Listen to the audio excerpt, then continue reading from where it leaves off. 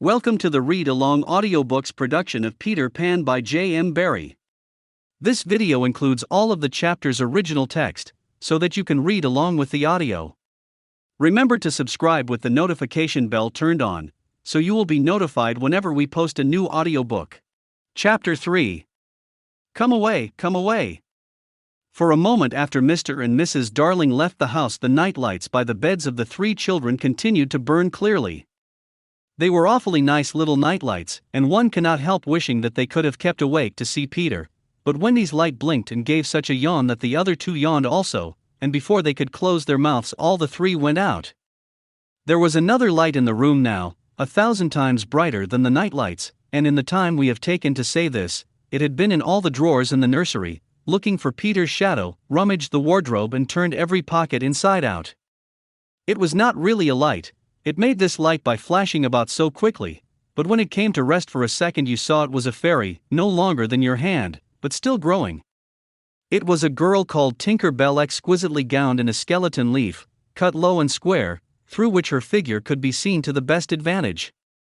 She was slightly inclined to embonpoint. A moment after the fairy's entrance the window was blown open by the breathing of the little stars, and Peter dropped in. He had carried Tinker Bell part of the way, and his hand was still messy with the fairy dust. "Tinker Bell," he called softly, after making sure that the children were asleep. "Tink, where are you?" She was in a jug for the moment, and liking it extremely. She had never been in a jug before. "Oh, do come out of that jug and tell me, do you know where they put my shadow?" The loveliest tinkle as of golden bells answered him. It is the fairy language. You ordinary children can never hear it, but if you were to hear it you would know that you had heard it once before. Tink said that the shadow was in the big box. She meant the chest of drawers, and Peter jumped at the drawers, scattering their contents to the floor with both hands, as kings toss halfpence to the crowd. In a moment he had recovered his shadow, and in his delight he forgot that he had shut Tinker Bell up in the drawer. If he thought at all, but I don't believe he ever thought, it was that he and his shadow, when brought near each other, would join like drops of water, and when they did not he was appalled. He tried to stick it on with soap from the bathroom, but that also failed. A shudder passed through Peter, and he sat on the floor and cried. His sobs woke Wendy, and she sat up in bed. She was not alarmed to see a stranger crying on the nursery floor, she was only pleasantly interested. "Boy," she said courteously, "why are you crying?" Peter could be exceeding polite also, having learned the grand manner at fairy ceremonies, and he rose and bowed to her beautifully. She was much pleased, and bowed beautifully to him from the bed. "What's your name?" he asked. "Wendy Moira Angela Darling," she replied with some satisfaction. "What is your name?" "Peter Pan." She was already sure that he must be Peter, but it did seem a comparatively short name. "Is that all?" "Yes," he said rather sharply. He felt for the first time that it was a shortish name. "I'm so sorry," said Wendy Moira Angela. "It doesn't matter," Peter gulped. She asked where he lived. "Second to the right," said Peter, "and then straight on till morning." "What a funny address." Peter had a sinking. For the first time he felt that perhaps it was a funny address. "No, it isn't," he said. "I mean," Wendy said nicely, remembering that she was hostess, "is that what they put on the letters?" He wished she had not mentioned letters. "Don't get any letters," he said contemptuously. "But your mother gets letters?" "Don't have a mother," he said. Not only had he no mother, but he had not the slightest desire to have one. He thought them very overrated persons. Wendy, however, felt at once that she was in the presence of a tragedy. "Oh Peter, no wonder you were crying," she said, and got out of bed and ran to him. "I wasn't crying about mothers," he said rather indignantly. "I was crying because I can't get my shadow to stick on. Besides, I wasn't crying. It has come off?" "Yes." Then Wendy saw the shadow on the floor, looking so draggled, and she was frightfully sorry for Peter. "How awful," she said, but she could not help smiling when she saw that he had been trying to stick it on with soap. How exactly like a boy. Fortunately she knew at once what to do. "It must be sewn on," she said, just a little patronizingly. "What's sewn?" he asked. "You're dreadfully ignorant." "No, I'm not. But she was exulting in his ignorance. "I shall sew it on for you, my little man," she said, though he was tall as herself, and she got out her housewife, and sewed the shadow onto Peter's foot. "I dare say it will hurt a little," she warned him. "Oh, I shan't cry," said Peter, who was already of the opinion that he had never cried in his life. And he clenched his teeth and did not cry, and soon his shadow was behaving properly, though still a little creased. "Perhaps I should have ironed it," Wendy said thoughtfully, but Peter, boylike, was indifferent to appearances, and he was now jumping about in the wildest glee. Alas, he had already forgotten that he owed his bliss to Wendy. He thought he had attached the shadow himself. "How clever I am," he crowed rapturously. "Oh, the cleverness of me." It is humiliating to have to confess that this conceit of Peter was one of his most fascinating qualities. To put it with brutal frankness, there never was a cockier boy. But for the moment Wendy was shocked. "You conceit," she exclaimed, with frightful sarcasm, "of course I did nothing." "You did a little," Peter said carelessly, and continued to dance. "A little," she replied with hauteur. "If I am no use I can at least withdraw," and she sprang in the most dignified way into bed and covered her face with the blankets. To induce her to look up he pretended to be going away, and when this failed he sat on the end of the bed and tapped her gently with his foot. "Wendy," he said, "don't withdraw." "I can't help crowing, Wendy, when I'm pleased with myself." Still she would not look up, though she was listening eagerly. "Wendy," he continued, in a voice that no woman has ever yet been able to resist, "Wendy, one girl is more use than 20 boys." Now Wendy was every inch a woman, though there were not very many inches, and she peeped out of the bedclothes. "Do you really think so, Peter?" "Yes, I do. I think it's perfectly sweet of you," she declared, "and I'll get up again," and she sat with him on the side of the bed. She also said she would give him a kiss if he liked, but Peter did not know what she meant, and he held out his hand expectantly. "Surely you know what a kiss is?" she asked, aghast. "I shall know when you give it to me," he replied stiffly, and not to hurt his feelings she gave him a thimble. "Now," said he, "shall I give you a kiss?" and she replied with a slight primness, "If you please." She made herself rather cheap by inclining her face toward him, but he merely dropped an acorn button into her hand, so she slowly returned her face to where it had been before, and said nicely that she would wear his kiss on the chain around her neck. It was lucky that she did put it on that chain, for it was afterwards to save her life. When people in our set are introduced, it is customary for them to ask each other's age, and so Wendy, who always liked to do the correct thing, asked Peter how old he was. It was not really a happy question to ask him. It was like an examination paper that asks grammar, when what you want to be asked is Kings of England. "I don't know," he replied uneasily, "but I am quite young." He really knew nothing about it, he had merely suspicions, but he said at a venture, "Wendy, I ran away the day I was born."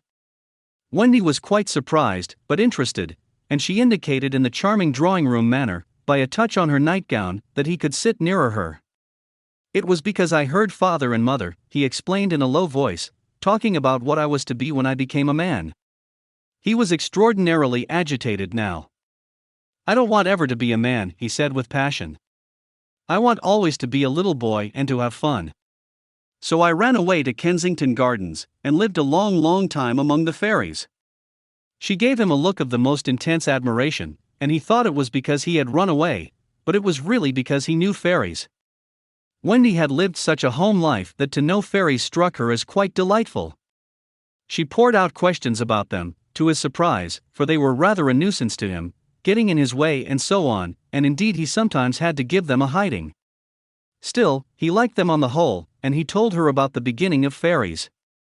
"You see, Wendy, when the first baby laughed for the first time, its laugh broke into 1,000 pieces, and they all went skipping about, and that was the beginning of fairies. Tedious talk this, but being a stay-at-home she liked it.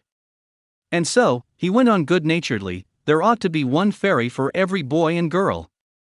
"Ought to be. Isn't there?" "No. You see, children know such a lot now, they soon don't believe in fairies, and every time a child says, 'I don't believe in fairies,' there is a fairy somewhere that falls down dead."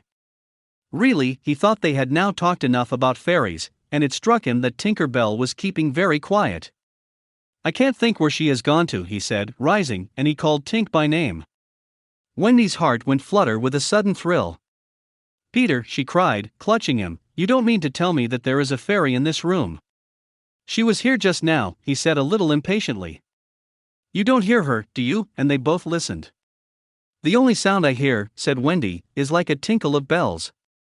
Well, that's tink, that's the fairy language. I think I hear her too. The sound came from the chest of drawers, and Peter made a merry face.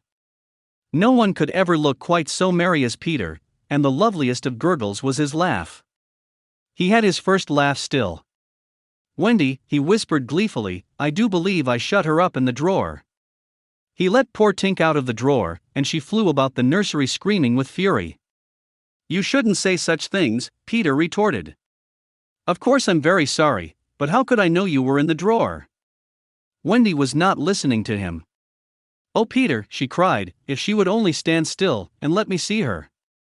They hardly ever stand still, he said, but for one moment Wendy saw the romantic figure come to rest on the cuckoo clock.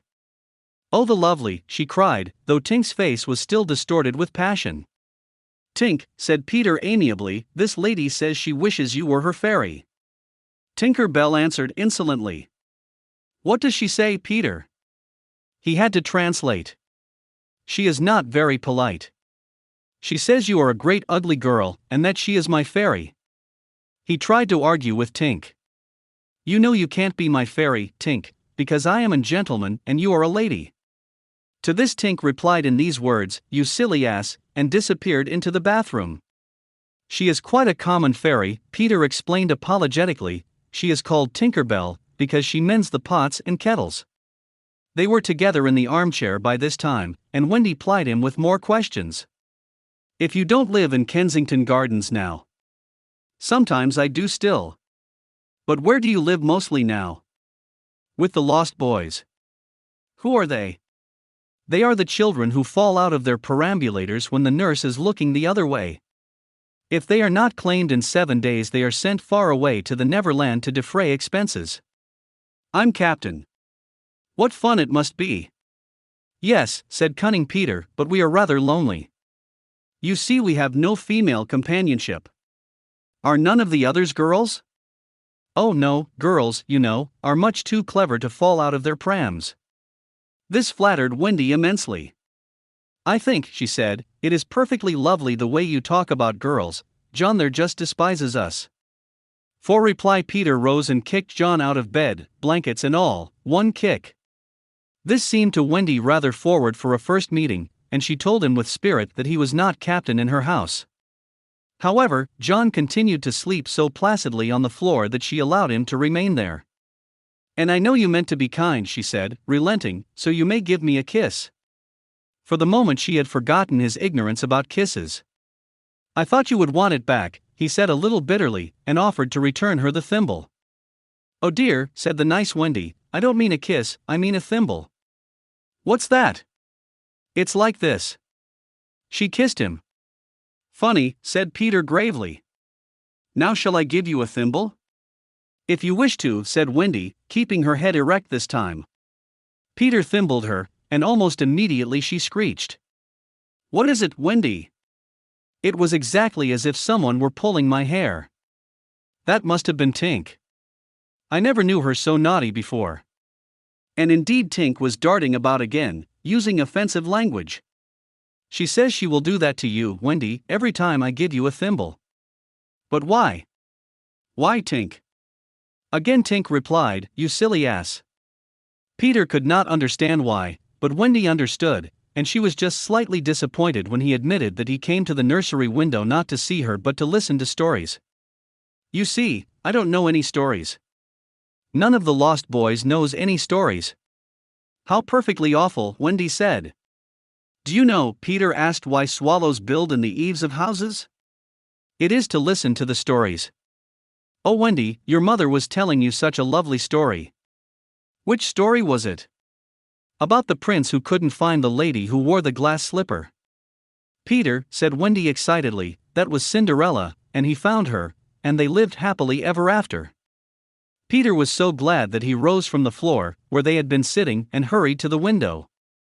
Where are you going? She cried with misgiving. To tell the other boys. Don't go, Peter, she entreated, I know such lots of stories. Those were her precise words, so there can be no denying that it was she who first tempted him. He came back, and there was a greedy look in his eyes now which ought to have alarmed her, but did not. Oh, the stories I could tell to the boys, she cried, and then Peter gripped her and began to draw her toward the window. Let me go, she ordered him. Wendy, do come with me and tell the other boys. Of course she was very pleased to be asked, but she said, oh dear, I can't. Think of Mommy. Besides, I can't fly. I'll teach you. Oh, how lovely to fly. I'll teach you how to jump on the wind's back, and then away we go. Ooh, she exclaimed rapturously. Wendy, Wendy, when you are sleeping in your silly bed you might be flying about with me saying funny things to the stars. Ooh. And, Wendy, there are mermaids. Mermaids. With tails? Such long tails. Oh, cried Wendy, to see a mermaid. He had become frightfully cunning. Wendy, he said, how we should all respect you. She was wriggling her body in distress. It was quite as if she were trying to remain on the nursery floor. But he had no pity for her. Wendy, he said, the sly one, you could tuck us in at night. Ooh. None of us has ever been tucked in at night. Ooh, and her arms went out to him. And you could darn our clothes, and make pockets for us. None of us has any pockets. How could she resist? Of course it's awfully fascinating, she cried. Peter, would you teach John and Michael to fly too?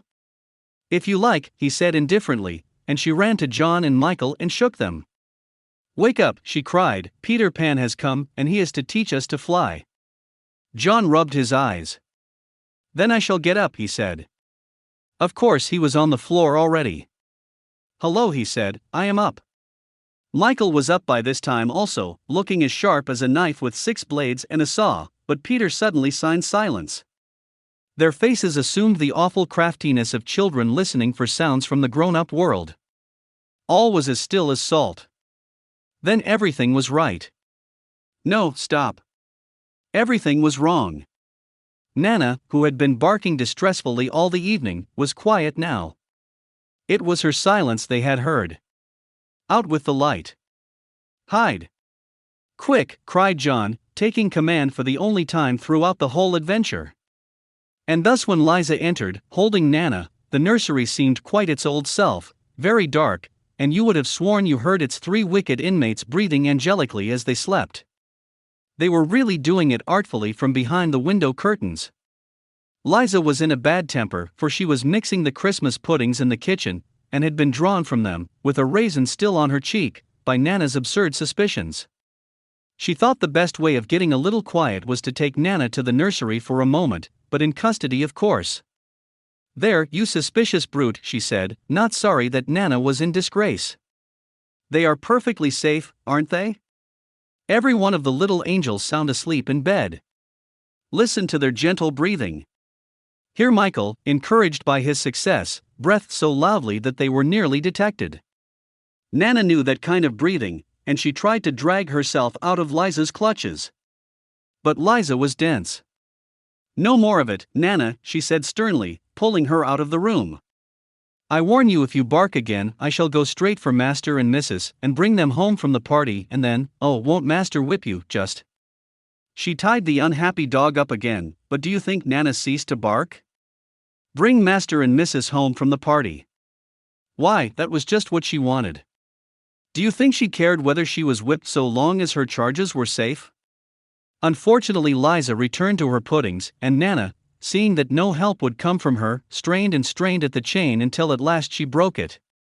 In another moment she had burst into the dining room of 27 and flung up her paws to heaven, her most expressive way of making a communication. Mr. and Mrs. Darling knew at once that something terrible was happening in their nursery, and without a goodbye to their hostess they rushed into the street. But it was now 10 minutes since 3 scoundrels had been breathing behind the curtains, and Peter Pan can do a great deal in 10 minutes. We now return to the nursery. It's all right, John announced, emerging from his hiding place. I say, Peter, can you really fly? Instead of troubling to answer him, Peter flew around the room, taking the mantelpiece on the way. "How topping," said John and Michael. "How sweet," cried Wendy. "Yes, I'm sweet, oh, I am sweet," said Peter, forgetting his manners again. It looked delightfully easy, and they tried it first from the floor, and then from the beds, but they always went down instead of up. "I say, how do you do it?" asked John, rubbing his knee. He was quite a practical boy. "You just think lovely wonderful thoughts," Peter explained, "and they lift you up in the air." He showed them again. "You're so nippy at it," John said, "couldn't you do it very slowly once?" Peter did it both slowly and quickly. "I've got it now, Wendy," cried John, but soon he found he had not. Not one of them could fly an inch, though even Michael was in words of 2 syllables, and Peter did not know A from Z. Of course Peter had been trifling with them, for no one can fly unless the fairy dust has been blown on him. Fortunately, as we have mentioned, one of his hands was messy with it, and he blew some on each of them, with the most superb results. "Now just wiggle your shoulders this way," he said, "and let go." They were all on their beds, and gallant Michael let go first. He did not quite mean to let go, but he did it, and immediately he was borne across the room. "I flewed," he screamed while still in midair. John let go and met Wendy near the bathroom. "Oh, lovely. Oh, ripping. Look at me. Look at me. Look at me." They were not nearly so elegant as Peter, they could not help kicking a little, but their heads were bobbing against the ceiling, and there is almost nothing so delicious as that. Peter gave Wendy a hand at first, but had to desist, Tink was so indignant. Up and down they went, and round and round. Heavenly was Wendy's word. "I say," cried John, "why shouldn't we all go out?" Of course it was to this that Peter had been luring them. Michael was ready, he wanted to see how long it took him to do 1,000,000,000 miles. But Wendy hesitated. "Mermaids," said Peter again. "Ooh. And there are pirates." "Pirates," cried John, seizing his Sunday hat, "let us go at once." It was just at this moment that Mr. and Mrs. Darling hurried with Nana out of 27. They ran into the middle of the street to look up at the nursery window, and, yes, it was still shut, but the room was ablaze with light, and most heart-gripping sight of all, they could see in shadow on the curtain 3 little figures in night attire circling round and round, not on the floor, but in the air. Not 3 figures, 4. In a tremble they opened the street door. Mr. Darling would have rushed upstairs, but Mrs. Darling signed him to go softly. She even tried to make her heart go softly. Will they reach the nursery in time? If so, how delightful for them, and we shall all breathe a sigh of relief, but there will be no story. On the other hand, if they are not in time, I solemnly promise that it will all come right in the end. They would have reached the nursery in time had it not been that the little stars were watching them. Once again the stars blew the window open, and that smallest star of all called out, "Cave, Peter." Then Peter knew that there was not a moment to lose. "Come," he cried imperiously, and soared out at once into the night, followed by John and Michael and Wendy. Mr. and Mrs. Darling and Nana rushed into the nursery too late. The birds were flown. This is the end of the chapter. We have linked to the next chapter on this screen, or please feel free to visit our channel to explore the other titles we have available. Please remember to subscribe with the notification bell turned on, so you will be notified whenever we post a new audiobook. Thank you.